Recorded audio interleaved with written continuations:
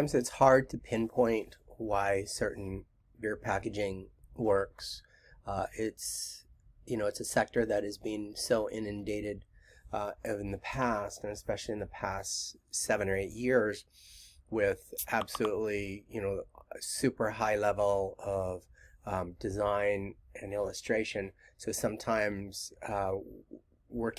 pushing against the current a little bit can help, and that's sort of what you're seeing here.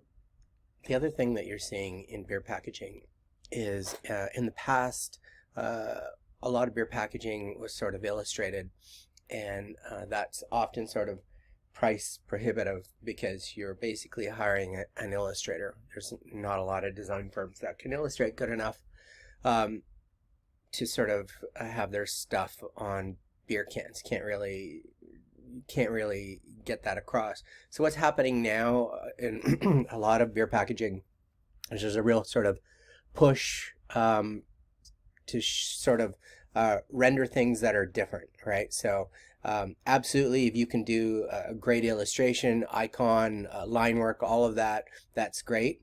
There's a lot of design firms that get hired to do these things that can't do that, so they look for other alternatives. And as they're coming up with these things, it's pretty interesting because you're starting to see things that wouldn't necessarily be considered standard practice in beer packages. And there are still plenty of examples of more traditional packaging and illustration, and here we have the sort of the classic monoline that we looked at. Interesting shaped labels, sort of vintage typography, minimal sort of icon. So an example of a little bit sort of more hand-rendered looking illustration and a complete lack of typography, which I don't suggest for this project, but you certainly am seeing more of it.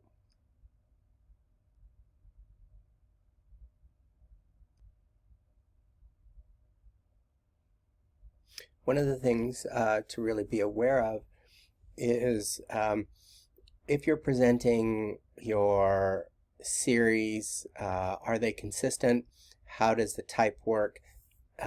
Things to really sort of make your packaging stand out are secondary elements that we've talked about in the past. So you see some of those in this one. This is driftwood. This is done by a small agency on Vancouver Island, like basically 2 people. They always come up with sort of interesting, less traditional sort of image making techniques. Some interesting imagery here, pretty sexist, but it does sort of harken back to the sort of pinup girls from the 50s. These make a pretty fun set when you see that. You have to sort of stack them to see the entire figure, and really sort of charming combination of a little bit naive illustration, but pretty well balanced and really nice colors and type on top of it. So again, you sort of see a little bit of the monoline technique being used here, adding color elements to it. Some really sort of a bit of a different approach, right? So these actually have paper wrappers on them, and they actually have little tags on them, so there's no hard fast rules on what they have to be. Don't do this. Here's some so going back to some of our original sort of original video that we looked at, here's a really great example of real balance between pure sort of vintage sort of label feel, so you can see the stamping down below, but they've countered that a little bit with really sort of fresh colors and layering of type, which then sort of brings it in brings it into a more modern feel, and these are local as well.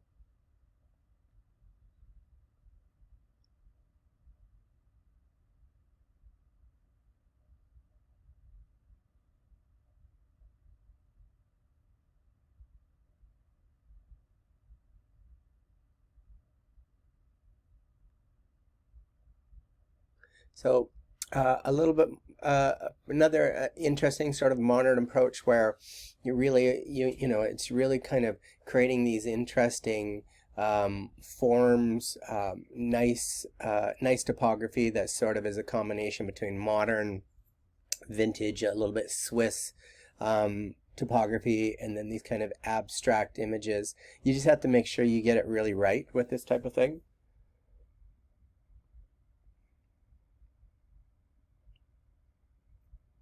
And some really vintage ones here, obviously sort of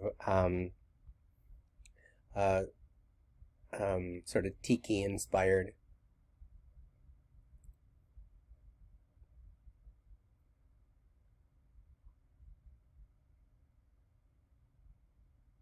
And some sort of pure typographic ones here. And then again, some local ones from just down the road.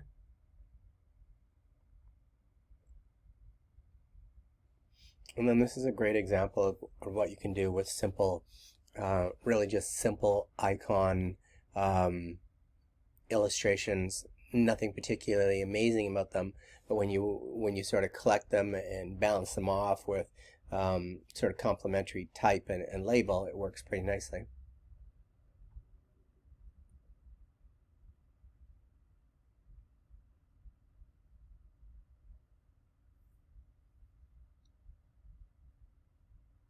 So some real sort of vintage feel that sort of again harkens back to old alcohol labels in here, and then pure monoline sort of approach.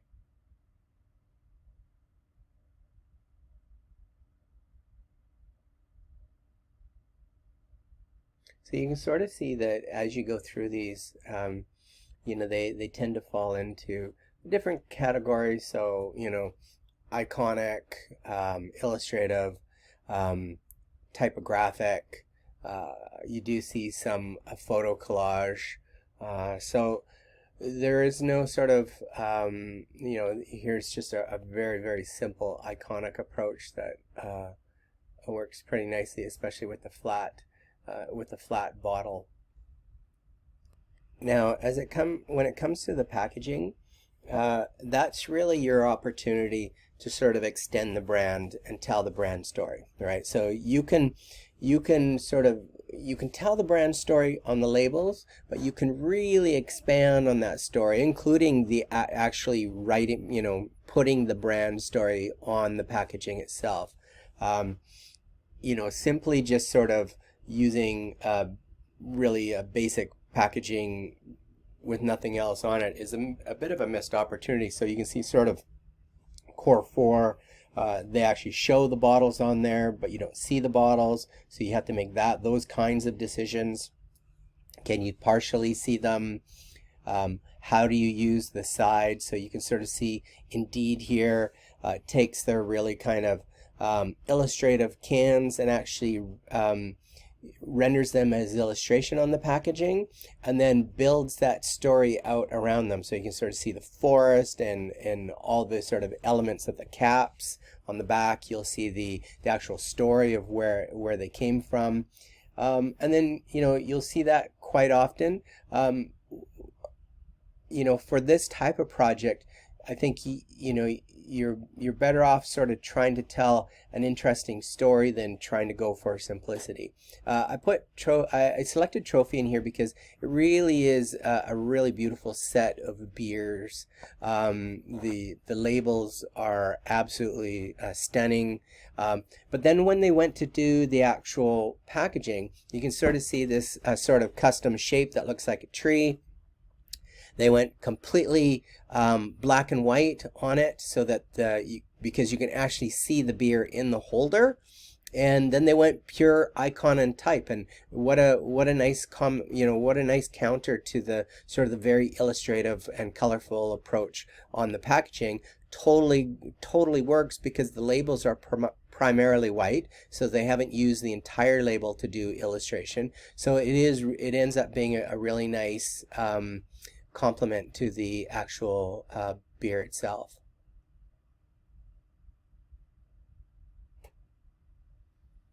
So using, I just put Widmer in here just so you can sort of see, okay, these guys did sort of this gold foil or gold metallic ink on the actual beer cans. Nothing really amazing, but you can sort of see how you can extend that brand, whether that's in the background of your dimension shots or whether your box or packaging picks that up.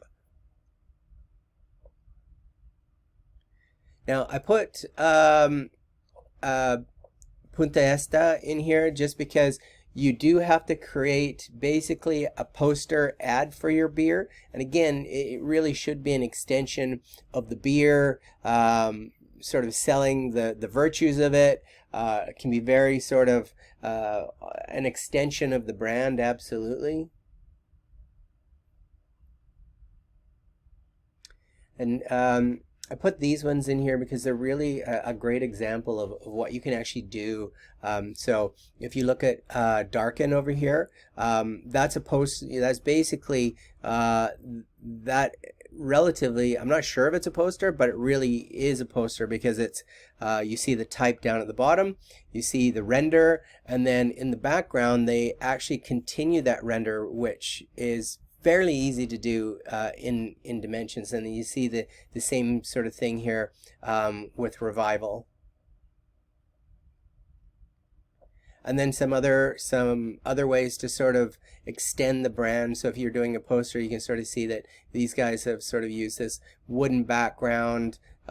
These guys over here have extended the packaging right onto the poster, so you see basically the ingredients, you see the set of icons. So all of those work pretty well to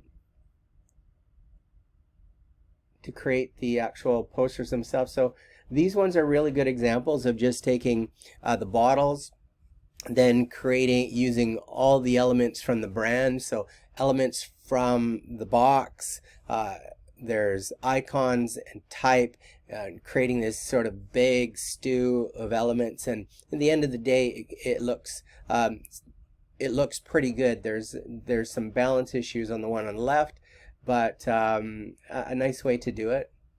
And so a couple examples of concept. Tickety Brew, not the best concept, but it is a concept.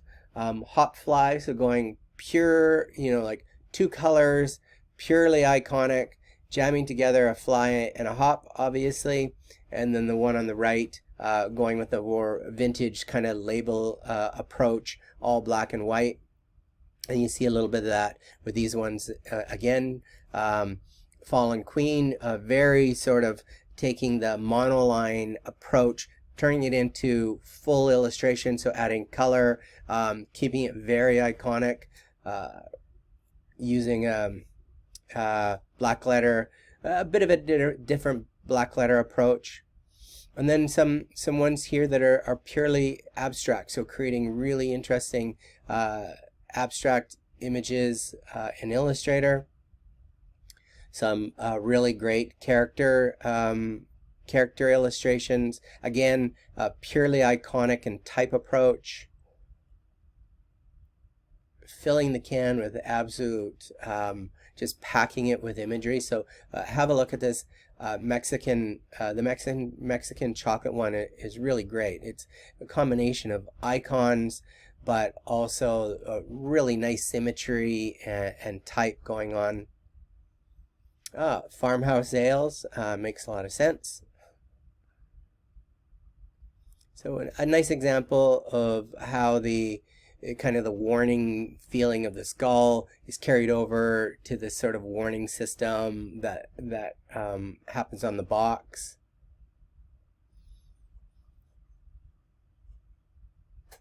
an interesting sort of approach to do the cutouts on the box.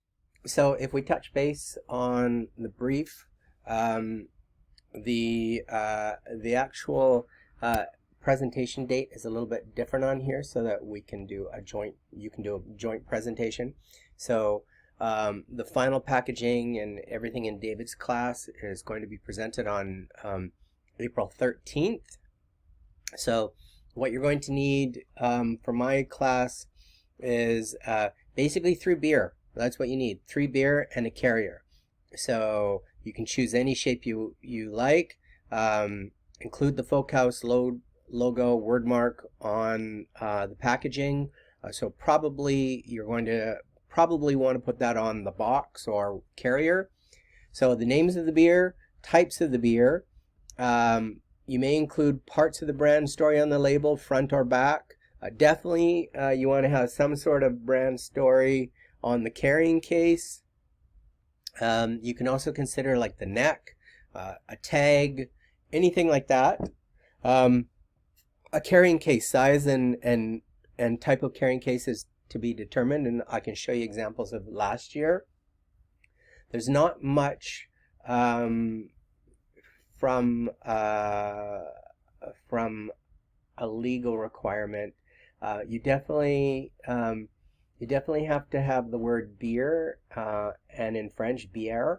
It gets more complicated if you have a lot of different ingredients. Your carrying case should have a UPC code on the bottom of it, the number of bottles by volume, the alcohol by volume, and the beer ingredients as well. So that's not a lot on there. The schedule, obviously, today is, when you see this, is going to be March the 18th, and so we're going to be working on sketches and review them before the end of class. We'll have a studio day in between. Let me just check my schedule. So basically what we're looking at is March 18th, March 25th. That is not the last class.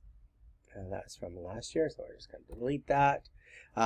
April 1st, April 8th, and then final presentations for both class in April 13th. I'm leaving them pretty open so that we can look at progress and sort of workshop things in class, get lots of feedback. So basically what you're going to do is the 3 bottles or cans, any type of carrier. You want to consider the background when you do these things. Anything you want to add, like tags or anything like that, you can do that as well. Part of your grade is going to be basically, it's going to be a poster basically. And once you have it done, the poster is basically going to feature the product, help highlight the qualities of the beer. That will be 11 by 17 in InDesign. So we sort of looked at examples of those. So that will be the second part. So the first part is worth 25%. The poster is worth 10%. The posters typically will tell a story or use the backgrounds that feature either the ingredients or elements, attract the proper demographic. On these things, anything goes, so use your imagination. So if we sort of just do a quick review of what we looked at last year. Okay, so we're going to look at a few here. So not all of them are illustrative, so you can sort of see this first one by Marta called Hopster. You can see she has the Folkhouse logo on the back. She's kind of done this interesting approach to showing the label itself. But the idea that it doesn't all have to be, if you don't think you can do an illustration or an icon or anything like that, Marta has done a pretty interesting, sophisticated looking collage that works really nicely, and she's given it lots of space around it, so that works pretty well. The next one was Brett, and Brett won an award for this packaging. But you can sort of see Brett is not an image maker, real, he can't illustrate at all. So he did this really nice kind of colored patterns based on these ideas for flags. And then he actually got the box from Adobe Stock. But yeah, really nice sort of carryover.